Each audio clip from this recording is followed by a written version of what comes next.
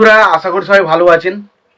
তো বন্ধুরা, এখন যে বিষয়টা নিয়ে কথা বলবো, তো সেটা হলো একটা কন্ট্রোভার্সি নিয়ে কথা বলবো।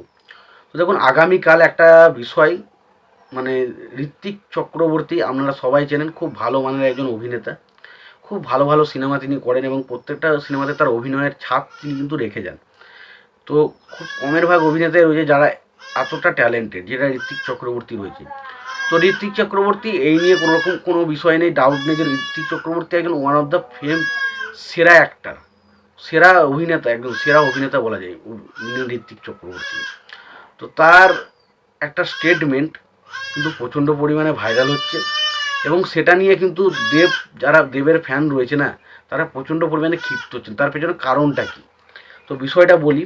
তিনি একটা জায়গায় পোস্টে লিখেছেন যে চায়ের দোকানে বসে থাকলে কানাঘুষো শোনা যাচ্ছে, যারা নাকি সিনেমা নিয়ে কিছু বোঝে না তারা কিন্তু এখন সিনেমা নিয়ে প্রচুর জ্ঞান দিতে আসে। তো যারা খাওয়া দেখাতে বলেন যে শিরায় শিরায় রক্ত, তাদের মাথায় গর্ত, এরকম একটা কথা তিনি লেখেন। এবং তারপরে তিনি বলেন যে যেহেতু সোশ্যাল মিডিয়া এই এই বাসটা চলছে, তাই আমি এটা গা ভাসালাম এবং সবশেষে প্রত্যেকটা মানুষকে একটা কথাই বলবো যে চারটে সিনেমায় আপনারা সিনেমা হলে 4 রকম এসছে, অবশ্যই চারটে সিনেমা হলে গিয়ে দেখুন। এবার বিষয় হচ্ছে কি, এখানে বক্তব্য যাই রাখুন না কেন, এটা নিয়ে কোনো রকম কোনো সমস্যা ছিল না। সমস্যা তখনই সৃষ্টি হয়ে গেছে যখন এখানে একটা লাইন লেখা হয়েছে শিরায় শিরায় রক্ত, তাদের মাথায় গর্ত। মানে এই যে জায়গাটা শিরায় শিরায় ভক্ত কাদেরকে বলা হয় সেটা আমরা মোটামুটি জেনে গেছি। এখানে দেখুন, দেবদার ফ্যানদেরকে পুরো টার্গেট করে এই কথাটা বলা হয়েছে। এবার বিষয় হচ্ছে, দেখুন প্রথমত আমি দেখুন এখানে না খাদান ভার্সেস সন্তান করতে এসেছি, না সন্তান ভার্সেস খাদান করতে এসেছি। আমি শুধু আমার ওপিনিয়নটা রাখার চেষ্টা করব। তো এখানে আমার মনে হয়েছে ঋত্বিক চক্রবর্তী তিনি যে কথাটা বলেছেন সেটা না বললেই পারতেন। আমি জানি এটা নিয়ে হয়তো অনেক কিছু বলে, তুমি এরকম বলছো কেন, সিম্পল না। ঋত্বিক চক্রবর্তী একজন ভালো মানের অভিনেতা, আমি মানি, খুব ভালো, আমি তাকে খুব শ্রদ্ধাও করি, খুব ভালো লাগে তার সিনেমা কাজ দেখতে।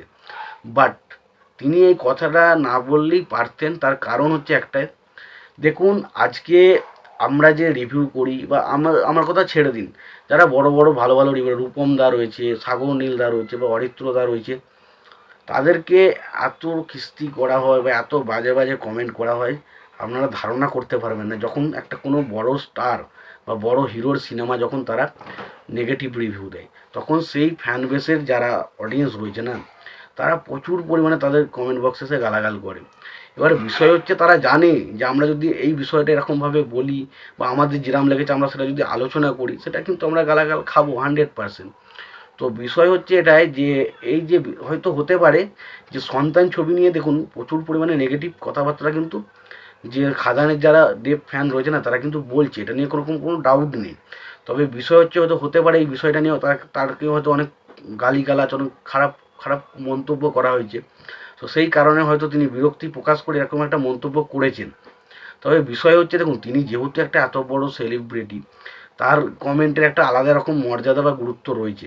তো সুতরাং তিনি যখন এইরকম একটা কমেন্ট করছেন, তো সেখানে কোথাও না কোথাও গিয়ে মনে হয় না যে এই জিনিসটা নিজেরই পক্ষে নিজের ক্ষতি। কারণ দেখুন, একটা ফ্যান বেস তারা গালাগাল দেবে, মাথায় তুলে রাখবে, সেটা হবেই। আজকে আপনি দেব ফ্যান নিয়ে বলছেন, দেবরা বলছে, কালকে আপনি জিতের বিরুদ্ধে কিছু বলবেন, জিতের ফ্যানরাও এসে বলবে, কালকে শাহরুখ খানের ফ্যানদের বিরুদ্ধে কিছু বলবে।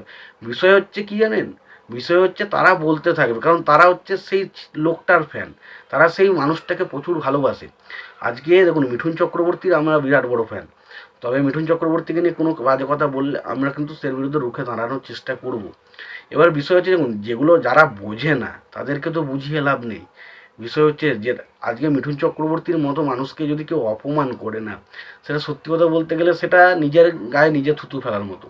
আজকে আমরা বাঙালি হয়ে যদি বাঙালির এত বড় একজন শিল্পী সত্য বা এত বড় একজন অভিনেতাকে আমরা যদি গালাগাল করি, সেটা আর যাই হোক, আমি মনে করি না যে এটা এটা মানুষের নিজের রুচিবোধের উপর নির্ভর। কারণ থুতুটা যতই উপরে ফেলার চেষ্টা করেন না, সেটা নিজের গায়ে লাগবে। অর্থাৎ মিঠুন চক্রবর্তীকে অপমান করা মানে হচ্ছে নিজের বাংলা সিনেমাকেই অপমান করা, বা বাংলা সিনেমার সত্তাকে, বা আমাদের যে দেশের যে ভালো অভিনেতা অভিনেত্রীদের অপমান করার মানে হচ্ছে এটাই। এবার বিষয় হচ্ছে, এই জিনিসগুলো কখনোই নিজেদের রিয়্যাক্ট করে নেওয়া উচিত নয়।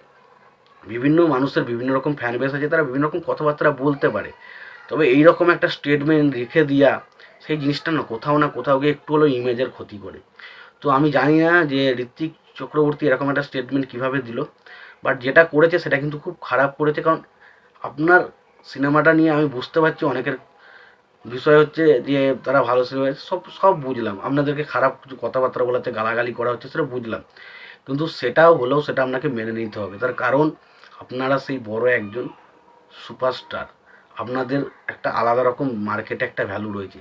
তো আপনারা উল্টোপাল্টা যে কোনো কথাতে বা যে কোনো কিছুতেই কোনো রিয়াক্ট করা কিন্তু অসম্ভব হবে। কারণ ফ্যানরা বলতেই থাকবে, ফ্যানরা যা খুশি বলবে। এই যে রিয়াক্টটা করেছেন, এটাতে সমস্যা তো আপনাকে আরও বেশি পড়তে হচ্ছে, আরও বেশি টোল হতে হচ্ছে। কিন্তু এই জিনিসগুলো না করাটাই উচিত ছিল আমার মনে হয়। দেখুন যা হচ্ছে হবে, যা হবার হবে, এটা দেখা যাবে। কিন্তু কারা কি বললো বা কোন ফ্যানরা আমাদেরকে কি খারাপ বললো, আজখন এটা তো হতে পারে না যে দেবের খাদানের ফ্যানরা আজকে আপনার সন্তান ছবিটাকে ভালো, এটা কখনোই বলবে না।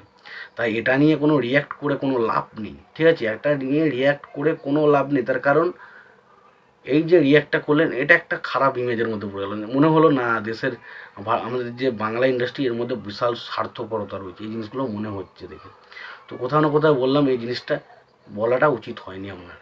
আপনার এই যে আপনি যা বলেছেন সেটাও ঠিক ছিল, কিন্তু আপনি যদি এই লাইনটা না মেনশন করতেন, শিরায় শিরায় রক্ত, আমার তাদের মাথায় গর্ত, এরম টাইপের যদি একটা লিখতেন, ওই লাইনটা যদি না মেনশন করতেন, তাহলে মনে হয় না অতটা কন্ট্রোভার্সি হতো। এবার জানি এইসব বিষয় নিয়ে কিছু ইউটিউবার রয়েছে যারা কিন্তু সারাদিন পড়ে রয়েছে কে কী বলছে, কে কী করছে, কে কী খাচ্ছে, সেই সমস্ত নিয়ে কথাবার্তা বলার। তো সেই কারণে এটা নিয়ে বাড়াবাড়ি তো হবেই, জানার ছিল। তো তোমাদের কি মতামত এই বিষয়টা তোমরা জানিও। তোমাদের যদি ভিডিওটি ভালো লেগে থাকে লাইক কমেন্ট শেয়ার করে দিও। চ্যানেলটা নতুন হয়ে থাকলে অবশ্যই তোমরা চ্যানেলটা সাবস্ক্রাইব করে নিয়ে পাশে বেল আইকনটা অবশ্যই প্রেস করে দিও। ভালো থেকো, সুস্থ থেকো, দেখা হচ্ছে পরের ভিডিওতে।